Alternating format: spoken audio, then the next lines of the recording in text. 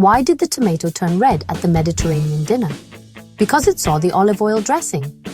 What if you could eat like you're on vacation and still boost your health? Inspired by the eating habits of Greece, Italy, and Spain, the Mediterranean diet is packed with color and flavor. Think fresh veggies, juicy fruits, whole grains, nuts, and healthy fats like olive oil. There's plenty of fish, a little poultry, and red wine in moderation. Yes, really. Research shows this eating style can help lower your risk of heart disease, support brain health, and even help with weight management. And the best part? It's flexible. You don't have to give up your favorite foods. Just focus on balance and quality. So next time you're thinking about dinner, pile your plate with greens, drizzle on some olive oil, and savor every bite. Because eating well shouldn't feel like a diet. It should feel like a lifestyle. Ready to bring the Mediterranean to your kitchen? Hit subscribe for more healthy tips. If you enjoyed this video, don't forget to like and subscribe.